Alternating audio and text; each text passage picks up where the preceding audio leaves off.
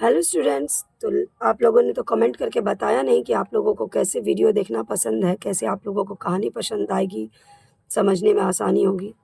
तो ये वीडियो मैं पार्ट बाय पार्ट बना देती हूँ। अगला वीडियो मैं प्रयास करूँगी एक ही में ख़त्म कर दूँ। तो बिना देरी किए हुए चलिए हम लोग अपना पार्ट 3 स्टार्ट करें, जनवरी नाइट का। Another hour passed. The night flamed up the cold with the wind. Halku sat up and, bringing both knees tight against his chest, hid his face between them. But the cold was just a biting. तो हम लोग क्या उधर देखे थे कि बहुत ज़्यादा ठंड पड़ रही थी और हल्कू और ज़ेब्रा को ज़रा सा भी नींद नहीं आ रही थी। और इतने में ज़ेब्रा को एनिमल का स्मेल आया और वह भौंकते हुए कुटिया से बाहर निकल जाता है। 1 घंटा के बाद दूसरा घंटा पास्ट हो गया और नाइट जो है काफ़ी ठंड और हवा भी चल रही थी।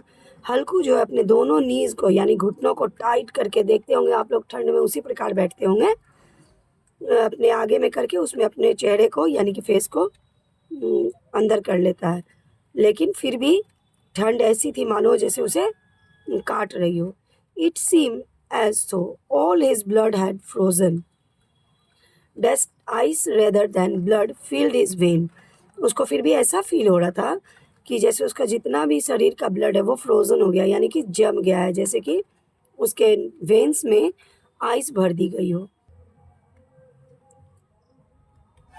He leaned back to look at the skies. How much of the night was still left? The Dipper had not yet climbed half the sky. By the time it was overhead, it would probably be morning. Night was not even 3 hours gone. तो वह जो है आकाश की तरफ सिर उठा करके देखता है कि भाई कितना रात और बचा हुआ है। तो जब वो देखता है कि डीपर जो है अभी तक आधा आकाश में भी नहीं पहुंचा है और अभी करीब मान लीजिए मॉर्निंग होने में यानी सुबह होने में काफ़ी टाइम है और रात जो है अभी 3 घंटा भी नहीं बीता हुआ था। Only a stone's throw from Halku's field there was a mango grove. The leaves had begun to fall and they were heaped in the grove. Halku thought, if I go and get a bill of leaves, I can make a fire of them and keep warm. तो only a stone's throw मतलब कि stone's throw मतलब ये नहीं हुआ यहाँ के पत्थर फेंकना मत समझ लीजिएगा, मतलब कुछ ही कदम की दूरी पर, ये एक फ्रेज है और इसका अर्थ यहाँ पर है कुछ कदम की दूरी पर, हल्कू के फील्ड से कुछ ही कदम की दूरी पर एक आम का बगीचा होता है और हल्कू ने देखा वहाँ पर बहुत सारे पत्ते गिरे हुए हैं।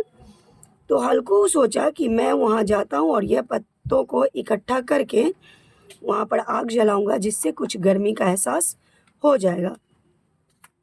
If anybody sees me gathering the leaves in the dead of night, they will think it's ghost. Of course, there's a chance some animals hidden in my field waiting, but I can't stand sitting here any longer. तो हल्कू बोल रहा है कि अगर कोई मुझे पत्ता इकट्ठा करते हुए भी देख लेगा इस आधी रात को, तो बेसी से बेसी क्या सोचेगा कि घोस्ट है यानी कि भूत है। और अगर कुछ चांस ये भी है कि कुछ जानवर भी अगर वहाँ छुपे हुए होंगे तो, लेकिन फिर भी मैं यहाँ अब एक पल के लिए भी इंतज़ार नहीं कर सकता हूँ।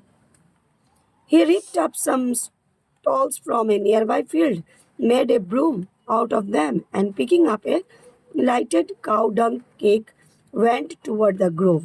Zebra watched him coming and ran to him wagging his tail. तो वहाँ से उठता है और थोड़ा सा मतलब डंठल बंठल जो गिरा हुआ होता है उसे एक बगल के खेत से इकट्ठा करता है, उससे एक झाड़ू तैयार कर लेता है, ब्रूम मतलब झाड़ू होता है, और उससे वह वहाँ पर कुछ काऊ डंक यानी कि जिसको हम लोग अपने भाषा में गोइठा बोलते हैं, गाय के गोबर से जो बनाया जाता है उसे काऊ डंक केक कहते हैं, वह लेता है और उसके बाद वह ग्रोव की ओर चल देता है यानी कि आम के बगीचे की तरफ चल देता है। ज़ेब्रा भी उसे आते हुए देखता है और वह अपना पूँछ हिलाते हुए होता है वहाँ पर। हल्कू said, I could not stand it anymore.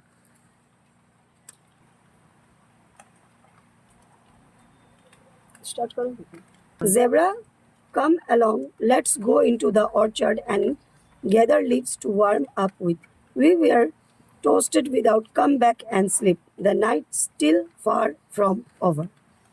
तो हल्कू कहता है कि यहाँ खड़ा होके क्या करें, चलो हम लोग जो है सो ऑर्चर्ड में चलते हैं और वहाँ पर कुछ पत्ते को इकट्ठा करते हैं, उसके बाद हम लोग जब गर्म हो जाएं तो आ करके सो जाएंगे क्योंकि रात अभी काफ़ी बाकी है। Zebra barked his agreement and trotted on toward the orchard. Under the trees, it was pitch dark, and in the darkness, the bitter wind blew, buffeting the leaves, and drops of dew drippled from the branches. Zebra भौंकता है अपने agreement को देते हुए और orchard की तरफ चल पड़ता है। पेड़ के नीचे काफ़ी अंधेरा होता है और उस अंधेरे में काफ़ी ठंड हवा चल रही होती है और पत्तियाँ एक एक करके गिर रही होती है।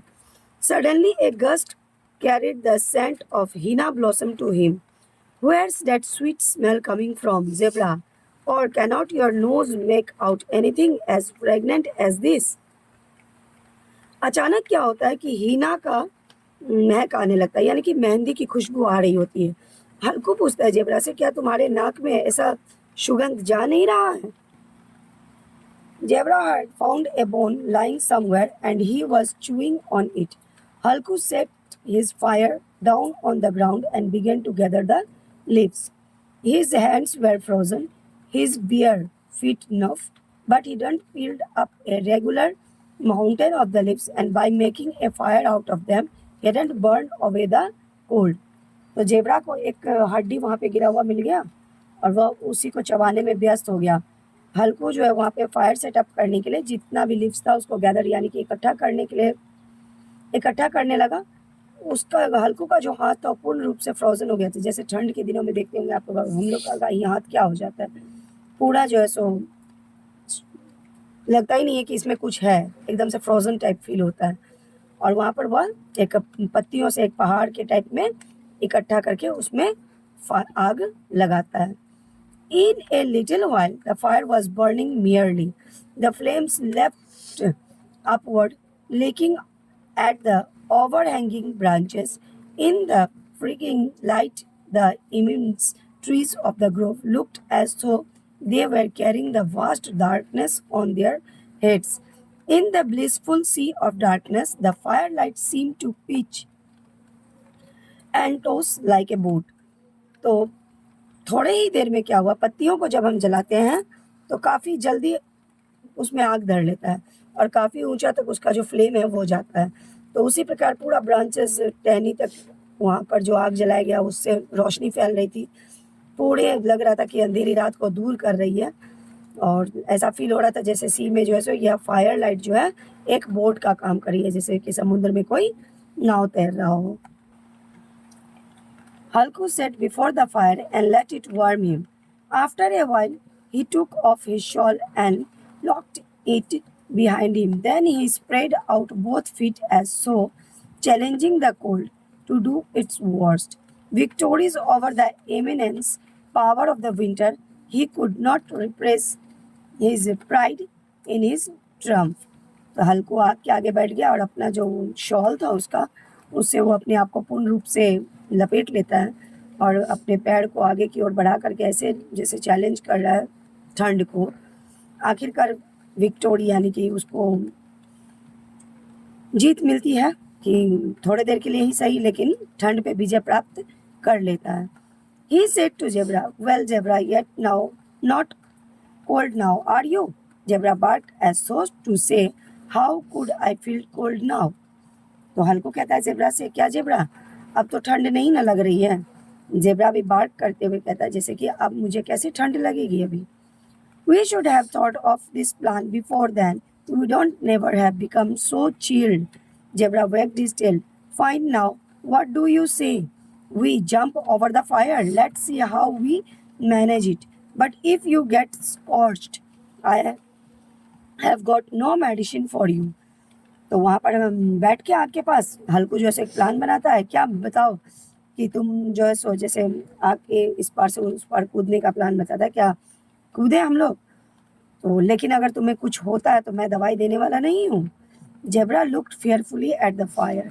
जेब्रा डर से भरी आंखों से आग को देखने लगा। We must not tell Munni tomorrow or there's be a row. With that, he jumped up and cleared the fire in one heap. He got his legs shinned, but he didn't care. Zebra ran around the fire and come up to him.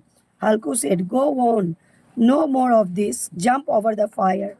He leaped again and come back to the other side. तो हल्कू तो lip ले लेता है यानी कि jump कर लेता है, लेकिन उसके पैर में हल्का सा आग का ताव लगता है, लेकिन उसको वो केयर नहीं करता है। लेकिन ज़ेब्रा जो है आग के चारों तरफ घूमते हुए एक साइड आ जाता है हल्कू की तरफ। हल्कू उसको बोलता है, जाओ जंप लगाओ, लेकिन वह ज़ेब्रा जो है फिर से घूम करके दूसरी तरफ आकर के खड़ा हो जाता है। तो चलिए हम लोग जो है सो पार्ट 4 कल देखेंगे। तो आज के लिए इतना ही काफ़ी है। वीडियो पसंद आए तो लाइक कीजिए, शेयर कीजिए और मेरे चैनल को सब्सक्राइब कीजिए। Thank you.